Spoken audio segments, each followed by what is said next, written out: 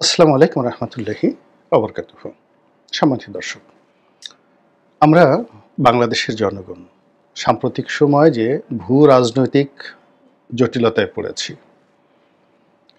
এরকম আসলে ২০০-৪০০ বছরে বাংলার ইতিহাসে কখনো ঘটেনি। আপনারা জানেন যে আমাদের সঙ্গে সবসময় দিল্লির একটা মতদ্বৈততা ছিল হাজার বছরের ইতিহাসে। কিন্তু বেশিরভাগ সময় বাংলা, বিহার, উড়িষ্যা এই অঞ্চল জুড়ে আমাদের শাসকবর্গ তারা রাষ্ট্র পরিচালনায় যে শক্তি অর্জন করেছিলেন এবং বাংলার সম্পত্তি, বাংলার রাজস্ব, বাংলার মিলিটারি পাওয়ার, এর সব কিছুই এমন একটা অবস্থাতে গিয়ে পৌঁছেছিল যে দিল্লির মসনদ প্রায় সবসময় বাংলাকে কেয়ার করত। কিন্তু 1971 সনের পর নয়, ঠিক 47 সন থেকেই বাংলা অবহেলিত। বিশেষ করে যখন কলকাতা থেকে রাজধানী দিল্লিতে চলে গেল ব্রিটিশ ভারতে, তখন থেকে এই বাংলা অশান্ত হলো এবং এই বাংলার গুরুত্ব কমতে থাকলো। ব্রিটিশরা বাংলাদেশকে ভয় পেত। সিপাহী বিপ্লবের সময় সবচেয়ে মারাত্মক যে যুদ্ধটি, এটি ঢাকা শহরে হয়েছে। এনিওয়ে, এখন সেই যে বাংলার গত 100 বছরের, অর্থাৎ 1925 থেকে সেই 2025 সন পর্যন্ত 100 বছরের যদি ইতিহাস ধরেন, তাহলে আমরা এই মুহূর্তে সবচেয়ে ভূ রাজনৈতিক যে জটিলতা, সেই জটিলতার মধ্যে পড়ে গেছি। আমাদের সঙ্গে চীনের সম্পর্ক টানাপোড়েন টানছে, আমরা আবার ছুটে আসছি। ভুটানের সঙ্গে আমাদের সম্পর্কটা কেমন আমরা বলতে পারছি না। নেপাল কি আমাদের বন্ধু নাকি ভারত চীনের বন্ধু আমরা বলতে পারছি না। একইভাবে মায়ানমারের সঙ্গে আমাদের রীতিমতো শত্রুতা শুরু হয়ে গেছে। আর মায়ানমারের যারা শত্রু, আরাকান আর্মি, তারাও আমাদের শত্রু হয়ে গেছে। একই সঙ্গে কুকি চীন যারা বিদ্রোহী রয়েছে, আরসা বিদ্রোহী রয়েছে, তাদের সঙ্গে কিন্তু আমাদের সম্পর্ক ভালো নয়। তাহলে দেখুন, দেশের দক্ষিণ পশ্চিমাঞ্চলে যে সীমান্ত রয়েছে, সেই সীমান্তে আমরা একই সঙ্গে 5 থেকে 6টি বিদ্রোহী গোষ্ঠীর সঙ্গে দ্বন্দ্ব এবং ফ্যাসাদে জড়িয়ে পড়েছে। এর বাইরে সীমান্তের মধ্যে পুরো পার্বত্য এলাকায় অন্ততপক্ষে 100টি ছোট বড় ক্ষুদ্র নৃগোষ্ঠী রয়েছে, যাদের সঙ্গে আমাদের সরকারের ভালো সম্পর্ক যাচ্ছে না। এর মধ্যে অন্ততপক্ষে 20 থেকে 25টি গ্রুপ রয়েছে যারা সশস্ত্র, যাদের 20 থেকে 2000 পর্যন্ত সশস্ত্র গেরিলা রয়েছে। তো এই গেল দেশের ভিতরে আর দেশের বাইরে। এবার আসুন আমাদের যে সীমান্তগুলো, আগরতলাতে যে সীমান্ত রয়েছে, শিলিগুড়িতে যে সীমান্ত রয়েছে, চাঁপাইনবাবগঞ্জে আমাদের যে সীমান্ত রয়েছে, কুষ্টিয়াতে আমাদের যে সীমান্ত রয়েছে, একটা সীমান্তে আমরা শান্তিতে নেই। বিশেষ করে শিলিগুড়ি যেটা করিডর, অর্থাৎ আমাদের যে দিনাজপুরের অপর দিকে ভারতের যে শিলিগুড়ি রয়েছে, যেটিকে চিকেন নেক বলা হয়, সেখানে ভারত এবং বাংলাদেশের সব গণমাধ্যমে, সামাজিক মাধ্যমে যে খবরগুলো এসেছে, সেটি হলো সেখানে ভারত বিশাল সামরিক সমাবেশ ঘটিয়েছে। অস্ত্র, গোলা বারুদ, দূরপাল্লার কামান, এমনকি রাফায়েল যে যুদ্ধ বিমান, সেটাও নাকি তারা সেখানে সমাবেশ করেছে বাংলাদেশের সঙ্গে যে কোনো একটা বিরূপ পরিস্থিতি মোকাবেলা করার জন্য। আমরা এই মুহূর্তে ভারতের সঙ্গে আসলে যুদ্ধ করার মতো অবস্থাতে নেই।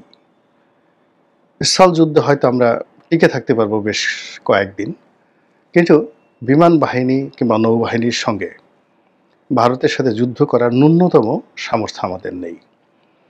ফলে ভারতের এই যে রণকৌশল কিংবা এই যে হুমবিতম্বি, এটি কেবলই মাত্র বাংলাদেশ নয়, বাংলাদেশের উপরে যে রাহু ভর করেছে, চীনের রাহু ভর করেছে, আমেরিকার রাহু ভর করেছে ইউরোপীয় ইউনিয়নের রাহু ভর করেছে এবং সেই রাহুগুলো বাংলাদেশের প্রতিটি পরতে পরতে তাদের নিজেদের স্বার্থ ইস্ট ইন্ডিয়া কোম্পানির মতো নীলকুঠি স্থাপন করে যেভাবে বাংলার রস তারা আস্বাদন করার চেষ্টা করছে, ওটার বিরুদ্ধেই ভারতের এই শূন্য সমাবেশ, এতে কোনো সন্দেহ নেই। এখন আমরা এই বিষয়গুলো কিভাবে সমাধান করব? ভারতের সঙ্গে কূটনৈতিক সম্পর্ক বলতে গেলে শুধু তলানি নয়, এটা একটি দাকুমরা সাপে নেউলের সম্পর্ক হয়ে গেছে। এই খারাপ সম্পর্কে সরকার টু সরকার বাতাস দিচ্ছে, এই খারাপ সম্পর্কে বাতাস দিচ্ছে ভারতের পত্রপত্রিকা মিডিয়া এবং আমাদের দেশের কিছু মিডিয়া। ভারতের উগ্রবাদী জনগণ, আমাদের দেশেরও কিছু উগ্রবাদী জনগণ এই সম্পর্কটিকে একেবারে সীমান্তে ভারতীয় যুদ্ধবিমান তারেক রহমান ও ডক্টর ইউনূসকে নিয়ে গুরুত্বপূর্ণ তথ্য দিল গোলাম মোহাম্মদ রনি। সম্পর্কটি রাতারাতি উন্নয়নের দিকে না গিয়ে বরং সংঘাতের দিকে যাবে এবং সেই সংঘাত এখন আলটিমেটলি শুরু হয়ে গেছে অর্থনৈতিক ক্ষেত্রে, সীমান্তে দ্বিপাক্ষিক সম্পর্কের ক্ষেত্রে এবং আগামীতে এটি সামরিক বিরোধে রূপ নিতে পারে। এইগুলো একটা পার্ট। দ্বিতীয় একটা পার্ট হলো যে এই যে ভারতের সঙ্গে মায়ানমারের সঙ্গে কিংবা পার্বত্য অঞ্চলে আমাদের যে অশান্ত অবস্থা যাচ্ছে, কিংবা চীন, তারপরে রাশিয়া, ইউরোপ, আমেরিকা আমাদেরকে নিয়ে যেভাবে টানাটানি করছে, তার ফলে আমাদের স্থানীয় যে রাজনীতি, অর্থনীতি, আন্ডারওয়ার্ল্ড থেকে শুরু করে সব কিছু তছনছ হয়ে যাচ্ছে। এখানে আমাদের পুরো জনজীবন অনিশ্চিত হয়ে পড়েছে এবং সবার জীবনই এখন হুমকির মুখে। আমরা ভয় দেখাচ্ছি, ভয় পাচ্ছি, আমরা সন্ত্রাস করছি, আবার সন্ত্রাসকে ভয় পাচ্ছি, সন্ত্রাসকে নিন্দাবাদ জানাচ্ছি। আমরা নাটক করছি, যার যার অবস্থানে আমরা নাটক করছি, নিজেদের প্রতি জুলুম করছি এবং প্রতিপক্ষের প্রতি জুলুম করছি। এ দায় আমাদের দেশের সাধারণ মানুষ থেকে শুরু করে একেবারে সর্বোচ্চ পর্যায়ে সকলের। এখানে এখন ধোয়া তুলসী পাতা কেউ নেই, এটাই নির্মম বাস্তবতা। এবং সেই বাস্তবতায় বিএনপির মতো একটা বড় দলকে ভয় দেখানোর জন্য, তারেক রহমানকে মূল রাজনীতির যে স্রোত, সেই স্রোতের বাইরে রাখার জন্য আরও স্পষ্ট করে বললে বাংলাদেশে তিনি যেন না এসে লন্ডনেই থাকেন, অথবা তিনি বাংলাদেশে এসে বিএনপির নেতৃত্ব গ্রহণ না করেন, এজন্য নানা মহল থেকে নানা রকম প্রকাশ্য অপ্রকাশ্য প্রতিবন্ধকতা তৈরি করা হচ্ছে। এবং এরকম একটা প্রতিবন্ধকতার লক্ষণ আমরা সম্প্রতি দেখতে পাচ্ছি যে শীর্ষ সন্ত্রাসী সুব্রত বাইন ধরা পড়েছে সেনাবাহিনীর হাতে। এবং এখানে আশ্চর্যের ব্যাপার হলো যে এখানে কতটা নোংরা রাজনীতি যে সুব্রত বাইনকে এখন রিমান্ডে আনা হয়েছে। এবং আপনারা জানেন যে সুব্রত বাইন দীর্ঘদিন ধরেই ভারতীয় গোয়েন্দা সংস্থা র এবং বাংলাদেশের গোয়েন্দা সংস্থাগুলোর যাকে বলা হয় মাস্টার মাইন্ড হিসেবে, তাদের অক্সিলারি এলিমেন্ট হিসেবে, তাদের হাতিয়ার হিসেবে ব্যবহৃত হয়ে আসছিল রাজনৈতিক প্রতিপক্ষকে দমন করা, সমাজের অস্থিতিশীলতা তৈরি করা থেকে শুরু করে আরও অনেক কিছু। অর্থাৎ গোয়েন্দা সংস্থাগুলো বা সরকার এই সন্ত্রাসী গ্রুপদেরকে বিভিন্ন সময় ব্যবহার করেছে এবং এখনও করে যাচ্ছে। তো সরকার যখন কাউকে এজেন্ট হিসেবে ব্যবহার করে, কিংবা কোনো গোয়েন্দা সংস্থা যখন কাউকে এজেন্ট হিসেবে ব্যবহার করে, সেটা রাজপথের কোনো রাজনৈতিক নেতা হোক, যাদেরকে গোয়েন্দা সংস্থাগুলো টাকা দিয়ে বিভিন্ন গালাগাল করায়, কিংবা কোনো সন্ত্রাসী হোক, কিংবা পুলিশ কর্তা হোক, কিংবা কোনো বুদ্ধিজীবী হোক, যখন এদেরকে আর প্রয়োজন হয় না তখন এদেরকে জবাই করে ফেলা হয়, মানে এদেরকে বিভিন্নভাবে শেষ করে দেওয়া হয়। তো সেই দিক থেকে আপনি যদি সুব্রত বাইনের সেই উত্থান 80-র দশকও তার থেকে যদি আজকে ধরেন, তাহলে সে একজন বৃদ্ধ এবং তার পক্ষে এখন একটা খুন খারাপি বা তারেক রহমানকে খুন করা তো দূরের কথা, এখানে ঢাকা শহরের একটা টোকাইয়ের সাথে ঝগড়া করে তার টিকে থাকা সম্ভব নয়। এটা হলো রিয়ালিটি। কিন্তু সে যেহেতু দীর্ঘ সময় ধরে ভারতের গোয়েন্দাদের হাতিয়ার ছিল, বাংলাদেশের গোয়েন্দাদের হাতিয়ার ছিল, ফলে তার কাছে রাষ্ট্রের অনেক গুরুত্বপূর্ণ তথ্য রয়েছে।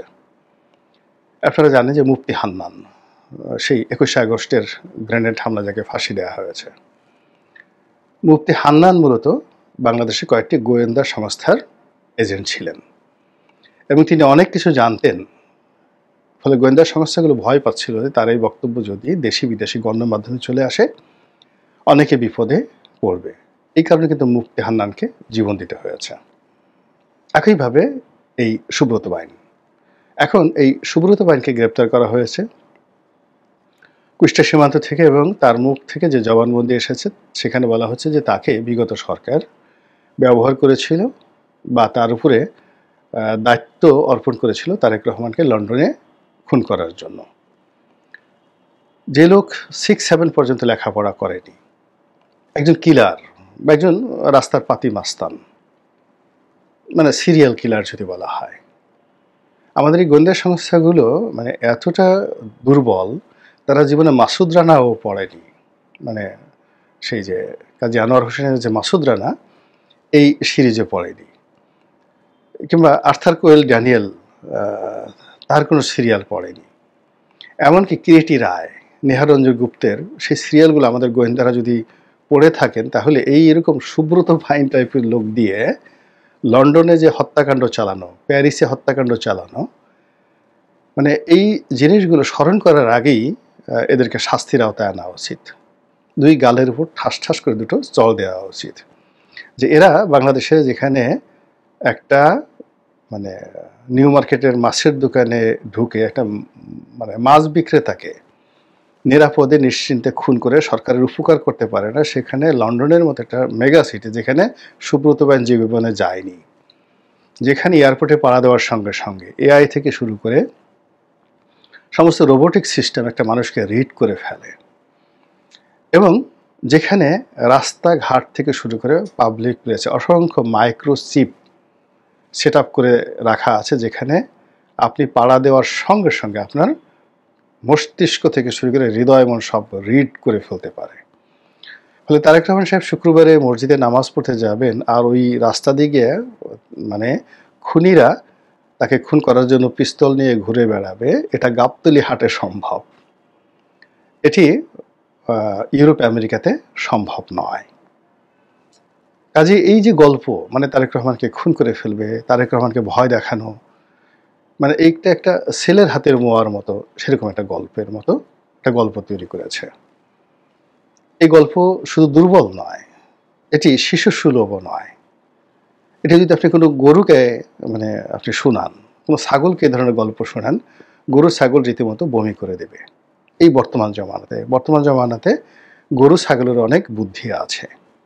তো যাই হোক, এরকম সুব্রত বাইনকে গ্রেপ্তার করে তার মাধ্যমে তারেক রহমানকে খুন করা হবে, এই যে গল্প, এখন সেই গল্প মানে কি বলবো, আর আর বলার দরকার নেই।